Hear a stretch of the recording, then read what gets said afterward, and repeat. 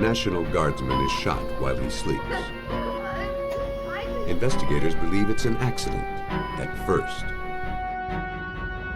A newlywed almost becomes a widow as her husband lingers near death. As doctors race to save him, detectives suspect someone was trying to kill him with kindness. Investigating a businessman's murder on a country road, detectives find themselves enmeshed in a tangle of lies and few real clues. In search of answers, they hit the library. Sometimes the least likely suspects are the most likely candidates for committing murder. The so-called fairer sex has been unfairly overlooked when accusations fly. But old stereotypes are being shattered by women who kill.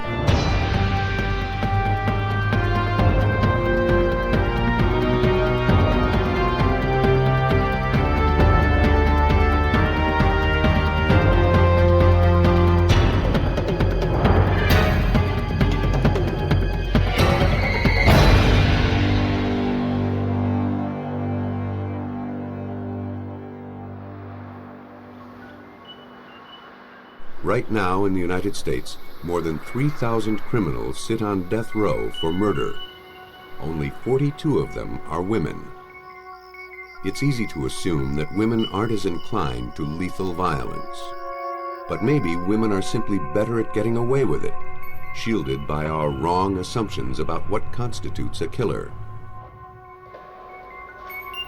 But once the manicured finger of suspicion points to them, it's up to forensic investigators to prove their guilt.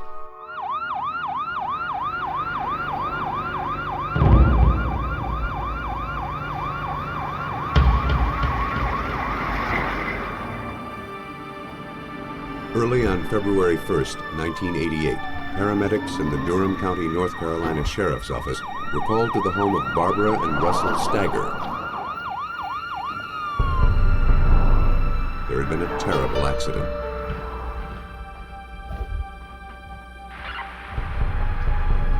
Russell Stagger had been shot in the head while he slept. A .25 caliber semi-automatic pistol and a spent shell casing lay next to him on the bed.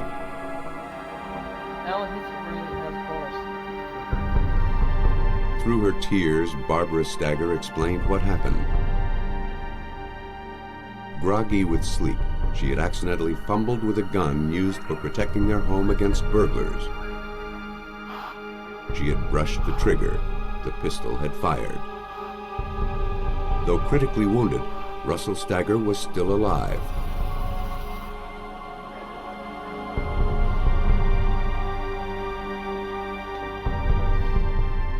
Doctors did everything they could for Stagger, but within hours, the grim prognosis was clear.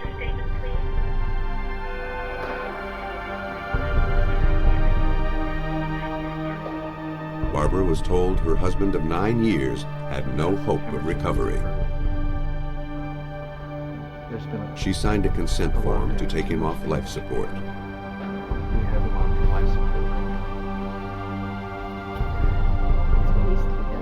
Russell Stagger died that afternoon without regaining consciousness. The whole community mourned his loss. Stagger had been well respected in Durham as the high school baseball team's head coach. Once, when the budget for bats and gloves was cut, he took a stand for the team and donated his own money to make up the shortfall. When Stagger wasn't defending his players, he was defending his country as a staff sergeant in the National Guard. Police were prepared to list his death an accident.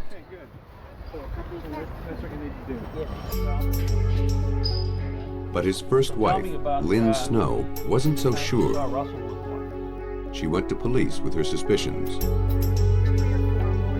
She'd remained friends with Russell, who told her that his relationship with Barbara had soured, even to the point that he feared for his safety. She urged police not to dismiss the case so quickly.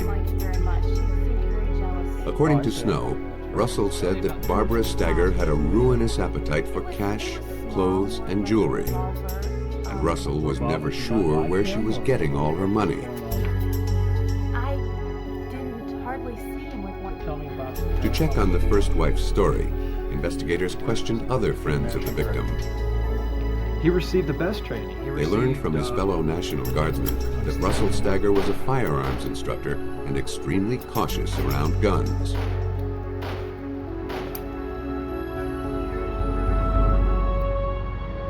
To Police Captain Ricky Buchanan, the questions raised were enough to keep the investigation open.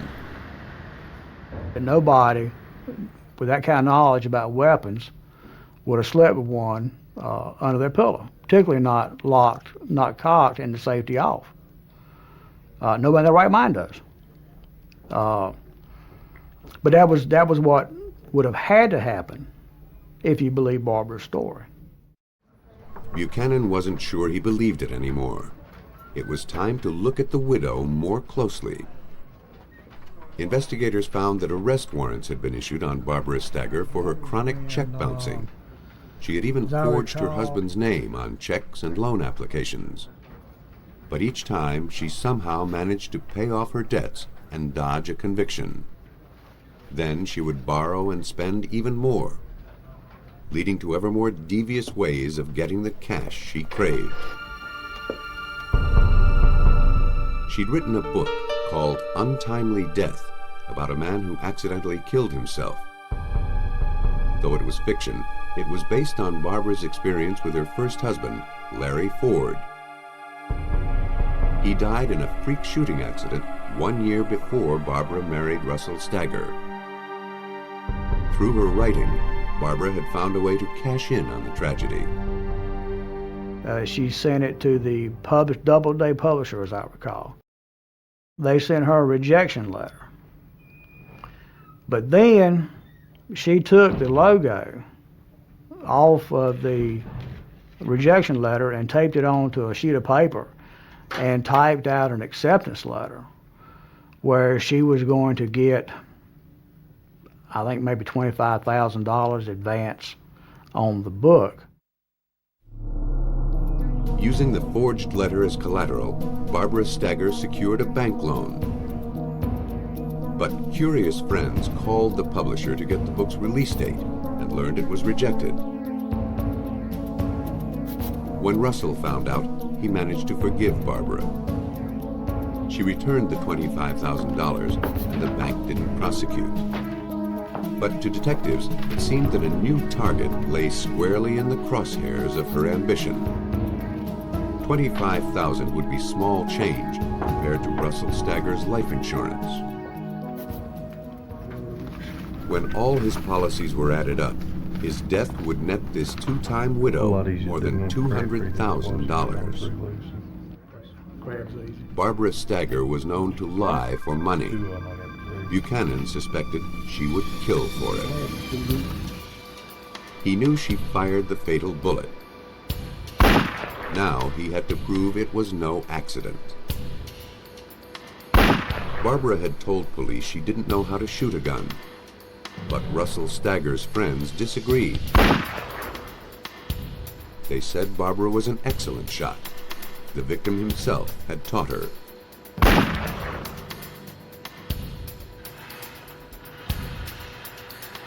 It appeared that his lessons may have been turned against him. Investigators knew that if they could find more inconsistencies in Barbara's story, they could build their case. They interviewed all the paramedics, police officers, and doctors who had heard Barbara's account of the accident. But no one had gotten the same story from her. She told paramedics she had reached for the gun when a barking dog made her think a prowler was near the house. She told someone else that her son's alarm had awakened her. 357? Yes, sir. Okay. When the gun had gone off, she'd been putting it away, lest her husband think the boy was a burglar. And I see him there. Barbara Stagger was spinning a tangle of lies even she couldn't sort out. But police had a plan to snare her in her own web. To catch a killer, investigators set an ingenious trap. To get Russell Stagger's widow to stick to a story, they asked Barbara Stagger to reenact the accident for them. Thank you very much. She was happy to oblige. Well, Mrs. Stager, When detectives asked if they could videotape the demonstration, Sure. she said yes once No problem. again. That's a big assistance. Thank you very much. She shot her husband on Monday, and she crawled back in that bed on Friday. And I really don't think a person under normal circumstances would do that if it were an accidental shooting. And she reenacted it for us. And with no emotion, no hesitation. I don't know how. This time, Barbara said that while in a sleepy haze, she had pulled out the pistol. What it was, started to get up, to get it out from under there, heard the noise, shocked, couldn't figure out what it was, sort of realized what had happened, turned over. She put on her glasses and turned on the light. She cradled her husband's head in her lap, trying to revive him. When paramedics arrived, the victim still lay as if he were asleep, without ever having been moved. It was clear to authorities that Russell Stagger had received no first aid from his wife. In fact, between the time she phoned for help and the arrival of the paramedics, she had gotten dressed, all while her husband lay dying. After her taped performance, the only thing she wanted to know was how the insurance companies would know her husband's death was an accident. She wouldn't see a dime until such a ruling was officially on the books. Well, thank you. We're not. Detectives told her a little paperwork still remained. With that, they left. Now, They frankly, had what they wanted on videotape. There will never, ever be another gun. I didn't give her any indication that she'd made me a happy man by any means. And when I left there, she was certain that it was going to be declared an accidental death. But I knew once she reenacted that we had her. I think that's an interesting thing. This one piece will make 52 layers. Watch on mobile devices or the big screen. All for free. No subscription required. Detectives studied the videotape of Barbara Stagger's reenactment with an eye toward finding inconsistencies. She had told them the gun had gone off while she held it low next to the bed. Forensic science told a different story. The bullet pierced the lower right portion of the victim's skull and struck above the left eye. Based on his position, this suggested that the gun was tilted downward. But the way Barbara described the accident, the bullet would have moved in an upward trajectory.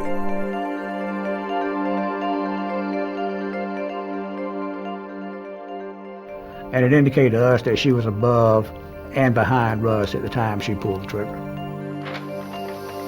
That wasn't the only problem with her pantomime. If the pistol had fired under the bed sheets, as Barbara said, there would have been powder burns on the fabric. None were found. That suggested the gun was fired at a distance from the bed.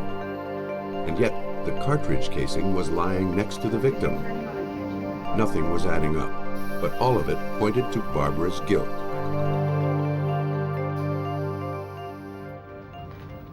How are you? Fine. It didn't stop there. Police learned that within hours of reenacting the incident, she and two family members presented the victim's will for probate. Though it was signed by Russell Stagger, it was witnessed only by members of Barbara's immediate family.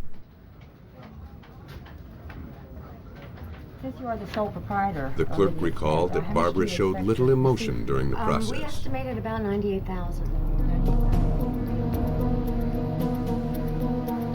When detectives learned how quickly Barbara had tried to push the document through, they examined it as potential evidence. Investigators compared the signature on the will to the victim's National Guard papers. They found that the will had definitely been forged. It was just one more page in Barbara's trail of worthless paper.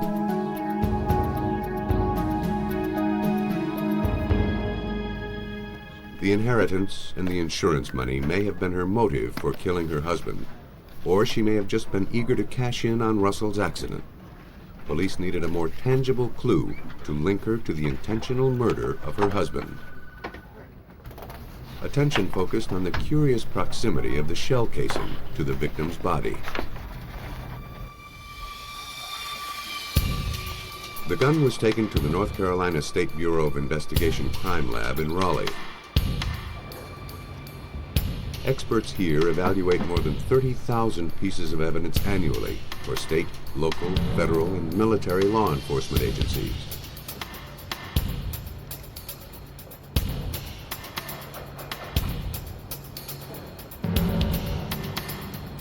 In test firing Stagger's gun, investigators found that the bullet casing ejects at least 3.5 feet from the weapon. There was no logical way it could have landed so close to the victim's head, unless Barbara had moved it after she fired.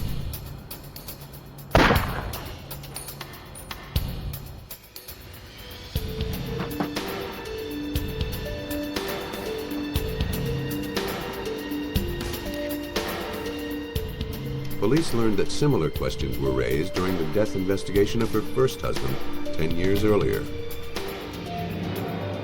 According to reports at the time of her first husband's death, police noted that the position of the shell casing was suspicious, but it wasn't documented well enough to make a case for homicide. It looked like Barbara was up to her old tricks.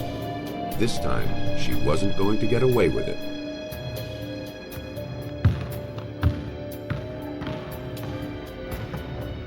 Investigators felt they had developed a strong case against Barbara Stagger, but the most compelling piece of evidence was found miles from the scene.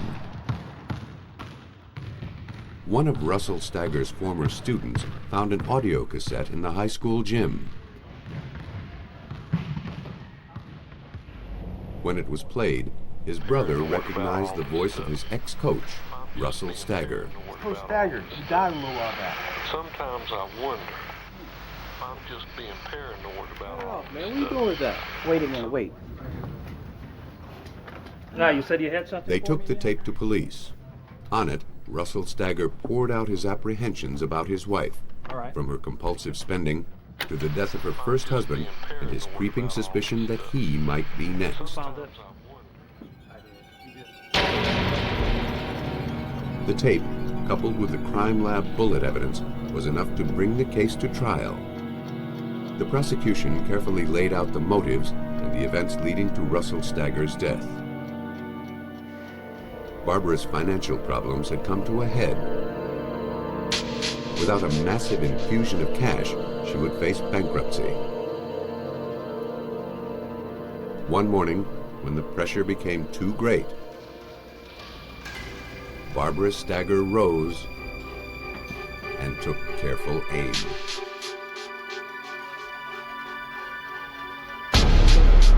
The forensic evidence was compelling. The actual bullet trajectory did not agree with Barbara Stagger's story. Neither did the spent shell's ejection path. When the district attorney played the haunting tape of Russell Stagger's suspicions, it sealed Barbara's fate. Oh, it had traumatic impact. Hearing it in court, I mean, this is the first time that I know of that a homicide victim actually had his day in court and testified from the witness stand, because it was just as if Russ himself was there. Though Barbara Stagger may have dreamed of gold, she was led away in chains of steel. Based on the forensic evidence, she was convicted of the first-degree murder of her husband and sentenced to life in prison. A shooting death leaves obvious clues behind, but killing with kindness can go undetected, sometimes for years.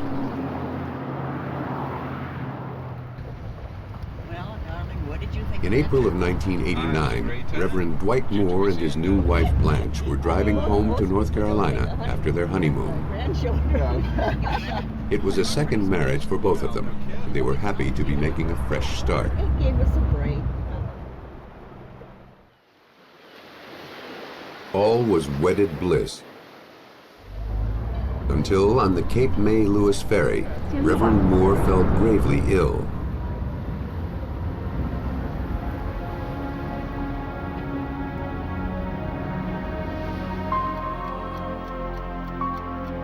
Blanche drove her husband home to Winston-Salem, determined to nurse him back to health. Hello, sweetheart. She was a fine cook and thought that some of her good food would do the trick. Oh my gosh.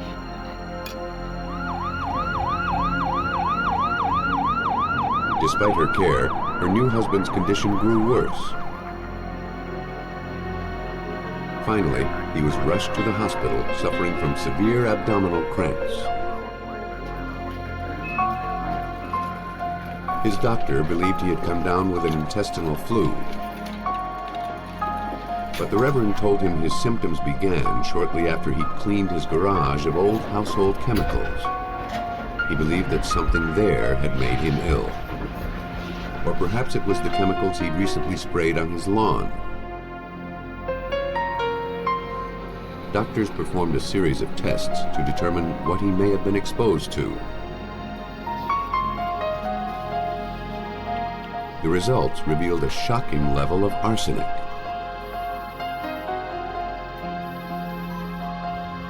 Because arsenic poisoning is uncommon, North Carolina's chief medical examiner, John Butts, was called to investigate where the toxin may have come from. He didn't believe it could have entered Reverend Moore's system from cleaning his garage. Arsenic is used in some fungicides, insecticides, and so there are possibilities for unintentional or accidental poisonings, but they're quite rare. Arsenic is a highly toxic metallic element. Everyone has traces of it in their body, but Reverend Moore demonstrated an almost superhuman tolerance to it. He consumed enough to kill 10 men. It would be almost impossible to accidentally ingest that much of the poison. There are certain medications that do contain arsenic. They're usually mainly in veterinary medicine against certain kinds of parasites, but there are very, very few medications, that almost no medications that would be used in this country for humans that would contain arsenic. His family gathered at his bedside, not sure if the Reverend would survive one of the highest levels of arsenic poisoning on record. You told me you was fine. He was. I brought a little sample to him. Slowly, he regained his strength, fortified by some of his new wife's home cooking. Oh, that's wonderful. The fact that he'd survived this long suggested that he built up a tolerance through many small doses over a period of time. In other words, he may have been systematically poisoned. His ordeal wasn't over yet. Further tests showed that his arsenic levels were increasing while he lay in the hospital. Suspecting foul play, the North Carolina State Bureau of Investigation cleared Reverend Moore's room and posted a guard at the door. I'm gonna have to ask everyone to leave the room and go down to the waiting room. The patient was to eat no more food brought from outside the hospital.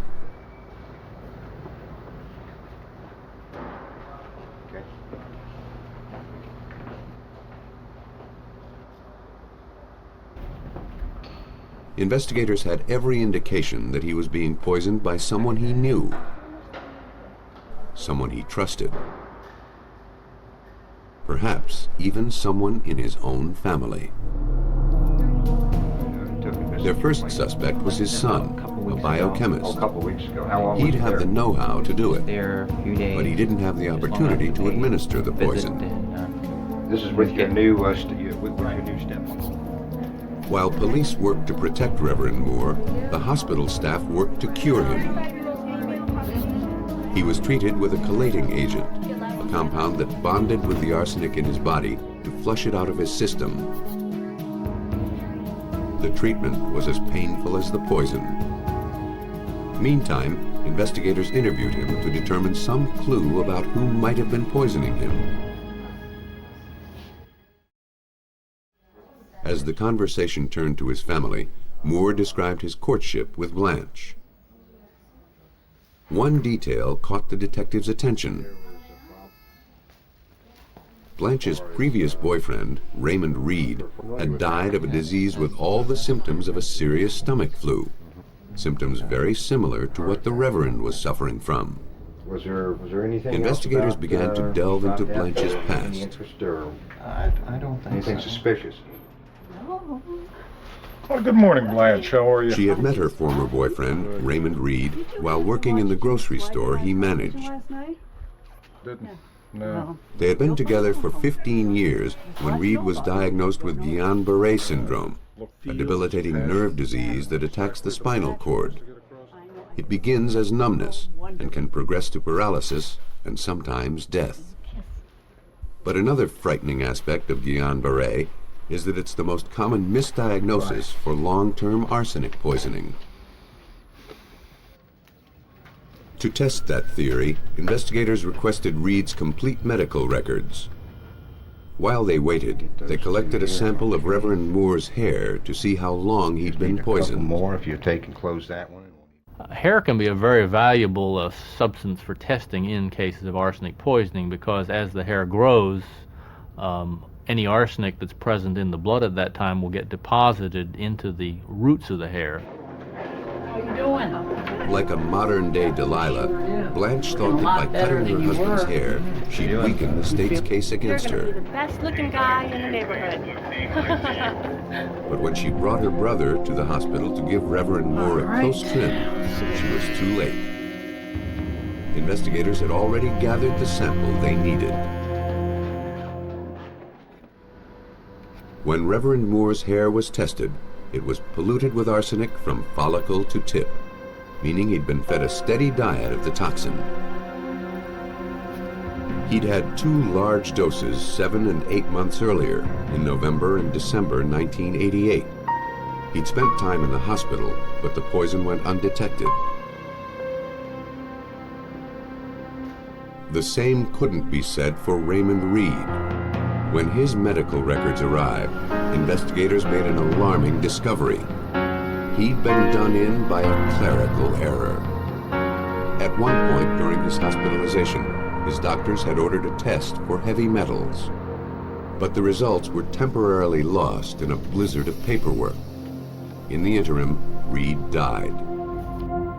3 years later, when detectives were looking into Blanche Moore's past, doctors and police finally saw those results. Raymond Reed had been poisoned. It appeared that Blanche was seasoning her dishes with more than just sugar and spice. In North Carolina, investigators suspected that Blanche Moore was a serial poisoner. According to Forsyth County District Attorney Vincent Rabel, Moore had profited from the death of her boyfriend, Raymond Reed. She got him to put her into his will during the time that he was in the hospital being poisoned. She was almost destitute financially until Mr. Reed died. Very nice family. Detectives had only their suspicions to guide them. If Blanche had really poisoned Reed, the evidence was buried with him. Now, investigators literally had to dig for what they needed to make their case. Until this happened. Okay. Yeah, this is... Though arsenic poisoning is rarely suspected, it is easy to find once you know what to look for. The element lingers in the body long after it's finished its deadly work. The SBI got permission to exhume Reed's body. Well, the major trail that arsenic leaves is that it doesn't go away. Arsenic binds to the tissues. It's a heavy, described as a heavy metal. It's an element. It's sort of the ideal thing to have to go look for because it will be there. A large, recently consumed dose of arsenic will show up in stomach x-rays. Another telltale sign can appear as discolored bands running across fingernails and toenails. Reed's body bore these marks.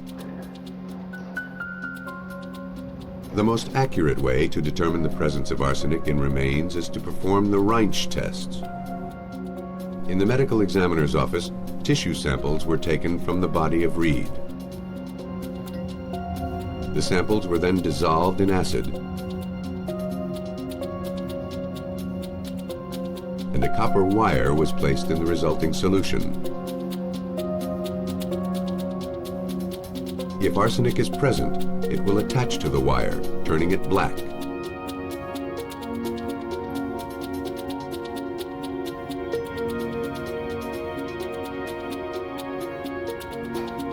The test was positive. Judging from Reed's hair samples, he had been poisoned for 6 months before he died. Further tests confirmed the diagnosis. But when we ran the concentrations of arsenic on his tissues, he had very high levels, and certainly in levels that were associated with toxicity, fatal levels, potentially lethal levels. Investigators now had 2 poisoned men, and one of them was dead. The only link between them was Blanche Moore. To Blanche's friends, this appeared to be a run of bad luck. But to detectives, Blanche seemed very lucky indeed to have dodged suspicion for so long.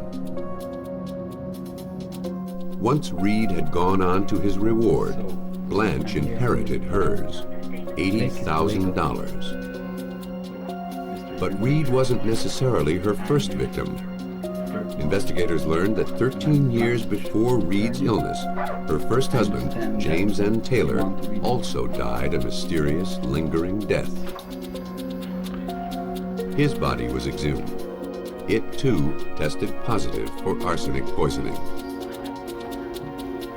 The pattern was irrefutable. In Blanche's world, it appeared that the way to a man's heart and his money was through his stomach. Yes. But Blanche's current husband, Reverend Moore, was even bigger game. His insurance and assets made him worth $250,000 dead. But she couldn't collect it yet. Reverend Moore was still fighting for his life. Doctors usually do not suspect poisoning until it is too late. But unlike Taylor and Reed, Reverend Moore lived to count his blessings. The forensic evidence helped agents follow Blanche's well-worn trail of murder. She lured her victims to their deaths, pretending to nurture them during their moment of need. Blanche kept bringing food to Reed until she killed him. My sweetheart, I brought you your favorite dessert. Doubtless, she had planned to serve Reverend Moore the same fate. Your favorite dessert. Even though the minister's health no longer hung in the balance, the state's case against his wife certainly did. Good? They needed to prove she was a serial poisoner. That's the best thing I've had in a long. And we were very much concerned that she would weave her web of deceit and charm with the jury and convince them that she was not to blame.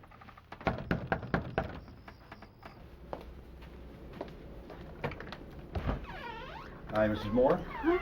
Hi, Detective. Starting with her arrest for the murders of James Taylor and Raymond Reed, she refuted all charges, claiming she was the victim of a massive conspiracy.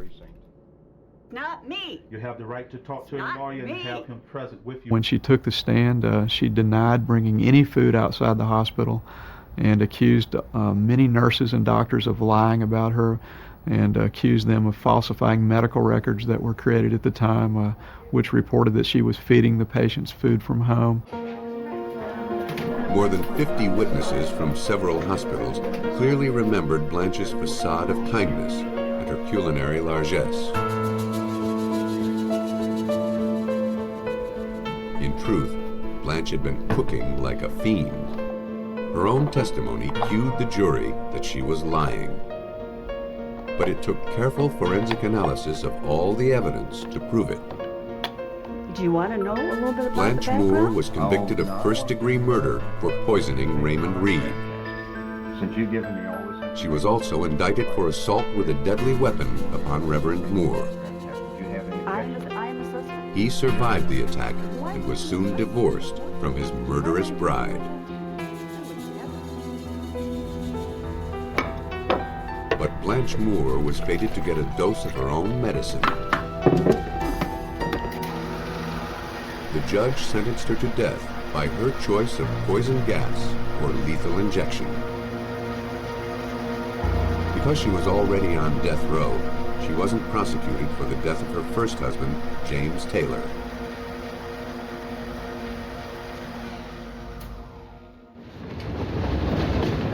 "60% of women who kill use poison. It destroys the victim from within, while it preserves the killer's veneer of innocence. But the most subtle murderer is one who never even goes to the scene of the crime. On January 21st, 1992, a difficult land and air search for a missing man near Kinston, North Carolina, came to a gruesome end. Authorities had finally found the body of Billy White, a successful life insurance salesman. He had been gunned down next to his van on a lonely dirt road. The victim's pockets were turned inside out.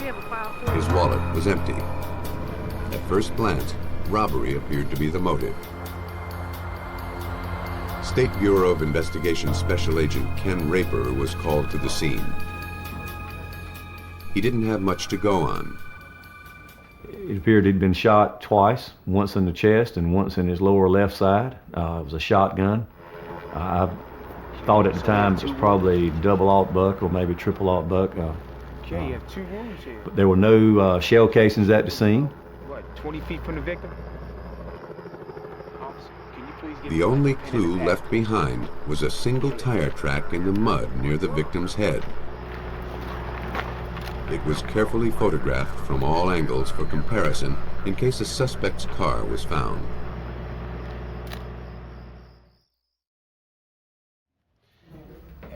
Investigators spoke with the victim's wife, Sylvia White. She told them she believed her husband was killed on his way to see a new client. Businessman. Sylvia sometimes worked as her husband's secretary. She told police that a man named Timmy Connors had called her about buying a large insurance policy. She had referred Connors to her husband so he could close the sale. It was well known that Billy would drive anywhere to meet a client. His eagerness might have led him to his death. He was a nice guy, a little bit quiet. Police Sort of interviewed kept the to victim's himself, went off a lot co-workers. to work with his clients, so he wasn't around that much. None had ever seen Connors, Yes, I am. How can I help you? and Sylvia's only contact with him had been over the phone. Mr. White had the opportunity to talk to him. It I wasn't know much to go Sylvia on, White- but the mysterious client was the only lead police had. The SBI reached out to the community for tips through television and newspaper ads. Before long, an anonymous informant called the police with a tip. He told them that a thin, long-haired carpenter had been soliciting people to murder Billy White.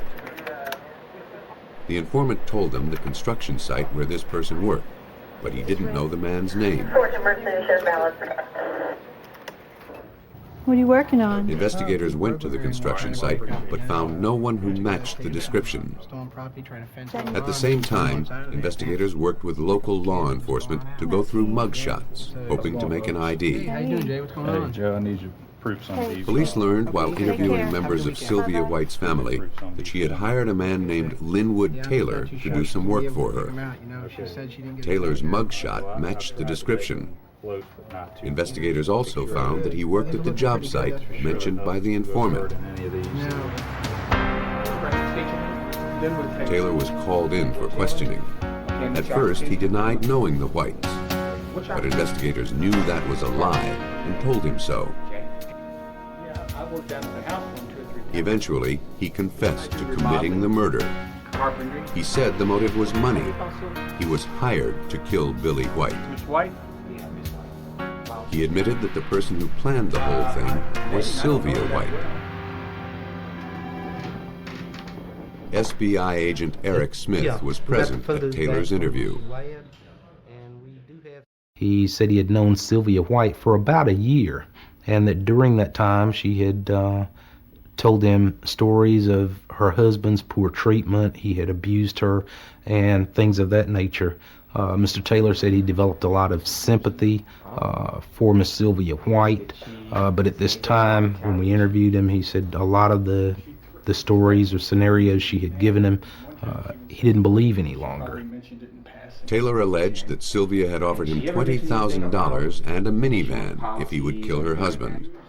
He said he would do it, but couldn't muster the courage. Sylvia grew impatient.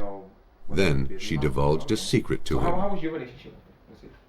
She basically told him if he couldn't do it, she'd do it herself. That she had done it before, and she had had a stepchild that she felt wasn't right, so she put a bag over its head until it stopped breathing. The death of Sylvia's stepson 10 years earlier had been attributed to an accident. If Taylor's allegations about Sylvia were true, then the grieving widow would be unmasked as a cold-hearted killer who would stop at nothing to achieve her ends. She came to me. Now they had to gather tangible proof that she was involved in the killings. For what? $3,000. Yeah, I've got Baskin coming up here. Yeah, In Taylor's confession, he told police that his uncle, Ernest Basden, was also involved in the murder of Billy White. Mr. Basden is here. Hello, Mr. Basden. Thanks for coming in. Okay. Why don't you have a seat? Basden was called to the station. With Mr. Taylor yesterday. And, At first, he denied killing the insurance He salesman. comes back, and then he But then, like his Gives me this nephew, ring. he realized that honesty is the best policy. He too confessed to the killing. He told investigators that he had pulled the trigger himself. He had needed the money, Sylvia White's money. Now, police had two independent confessions, and both of them implicated the victim's widow. Her money had paid for her husband's assassins, but it couldn't buy their silence. Agents still had to back up the confessions with solid evidence if they were to build a case against Sylvia White. All they had to link the men to the crime were the tire tracks lifted from the scene. A search warrant was obtained to examine the tires on Linwood Taylor's cars. They towed a Cutlass and a Camaro. And when I arrived, I walked over and looked at the tire treads, the tires themselves on both vehicles, and then determined that we need to take the ones off of the Camaro. That they indeed were consistent with the tread design that I had observed at the scene that day. An SBI laboratory examination of his tire treads confirmed that Taylor's car had been at the scene of the murder. Next, detectives went to Taylor's house, where they uncovered treasure among the trash. At Taylor's house, the crime scene investigators went out, and what they found was a trash pile in the rear where trash had been burned, and they were able to discover the remaining portions of several shotgun shells in the fire. The plastic portion had been burned, destroyed, but the brass casing was still there. Presumably, these were the spent shells missing from the murder scene. The SBI seized the shells for analysis, but they still didn't have the murder weapon. Taylor and Basden said they had cut up the shotgun with a hacksaw, embedded it in a bucket of cement, and hurled it off a bridge. We went out to the Neuse River area, and the divers went in the water, and within 5 to 10 minutes, they had located the bucket on the north side of the bridge, just as Mr. Taylor had described, filled with cement. Now, police literally had concrete evidence to support Taylor's story, but they still had to prove it was the murder weapon. Because it could no longer be fired, similar guns were test-fired at the SBI lab. Ballistic tests verified Taylor's story about the distance from which White had been shot. Taylor and Basden were now firmly implicated. But connections between Sylvia White and the conspiracy were still weak. Okay, this White. So, Sylvia had insisted that she didn't know Taylor, He sounds and yet white. investigators had witnesses who had seen them together. And what did he take off? Were you aware of him? Taylor admitted receiving a partial payment of $1,500 from White several days after the murder. Detectives traced the trail of cash back to its source. A friend of the family and business partner of Mr. White had given Sylvia $1,500 a few days earlier. We were able to locate a bank that had cashed that check, which Miss White had endorsed. Mr. Taylor told us that the money he received was in an envelope, a banking envelope. It was from the same bank that had cashed Sylvia's check. Taylor also told police that before Sylvia hired him, she had tried to kill her husband herself. She told him she'd read up on poisonous plants at the library. She tried feeding some to him, but they only made him ill. Investigators knew that if they could link Sylvia to books on poisons, they'd be able to prove that she intended to kill her husband. SBI agents went to the library to search for clues. There they found several volumes on poisonous plants. One book had missing pages. According to the index, those pages dealt with water hemlock and poison hemlock, plants common to the area. Agent Smith had the book analyzed for fingerprints. I told him it was a 50-50 shot, but it was something that we really needed to connect Miss White to this murder. And he collected it, removed it from the library, and sent it to the lab. A palm print was found inside the book next to the missing pages. A comparison with Sylvia White's print showed a perfect match.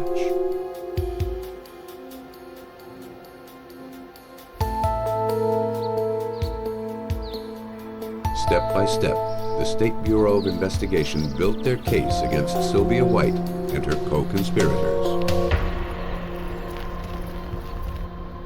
The evidence in this case from our SBI laboratory conclusively tied Linwood Taylor's vehicle to the crime scene.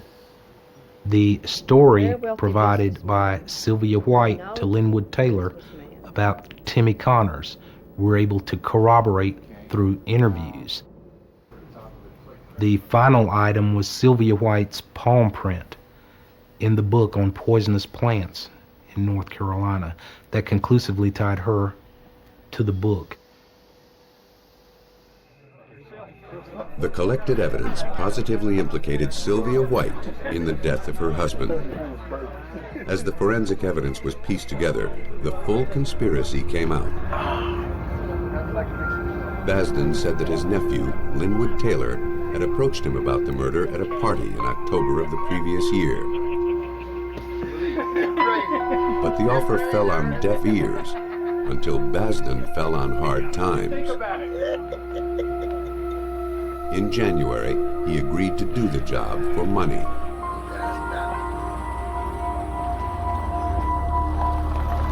Taylor, posing as Tim Connors, had already established a phone rapport with Billy White. Counting on the insurance salesman's willingness to go anywhere to clinch a deal, Taylor lured his victim to the remote dirt road. Tim Connors. Oh, okay. All right. There, Basden ambushed White and pulled the trigger.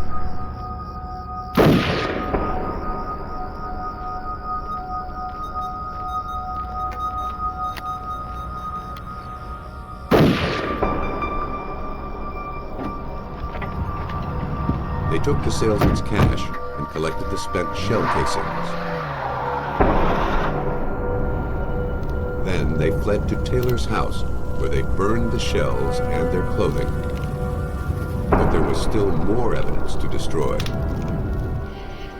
Taylor sawed the shotgun into pieces and embedded them in the cement.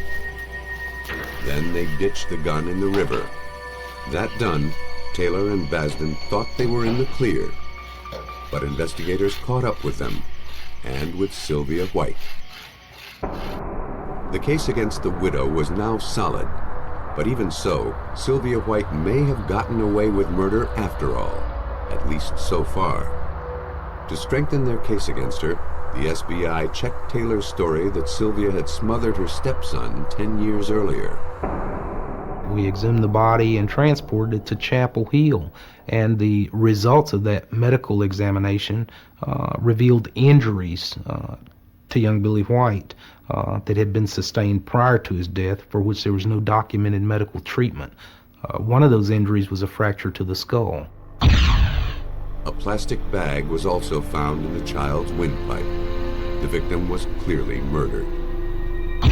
Before the trial for her husband's murder commenced, Sylvia White was convicted of the murder of her stepson. She received a life sentence. But she wasn't out of the woods. With Linwood Taylor's confession and the forensic evidence that backed it up, Sylvia White had no defense. In 1993, she pleaded guilty to second-degree murder in the death of her husband and was sentenced to another life term plus 10 years. Linwood Taylor and Ernest Basden also were convicted of first-degree murder. Taylor got life. For pulling the trigger, Basden was sentenced to death.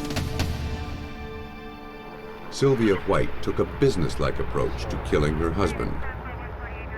She hired someone else to do the work for her, leaving herself one step removed. Blanche Moore and Barbara Stagger had other techniques for distancing themselves from their crimes. Blanche Taylor Moore posed as the nurturing figure as she fed poison to her victims. And Barbara Stagger killed through feigned incompetence, staging her murders to look like tragic accidents. In each case, forensics told a different story. Women may not be as outwardly violent as men, but they can be as effectively lethal. Police are just now starting to notice it. But whether a killing is stealthy or obvious, discreet or bloody, when forensic science is brought to bear on the case, the odds of bringing a female murderer to justice are equally good.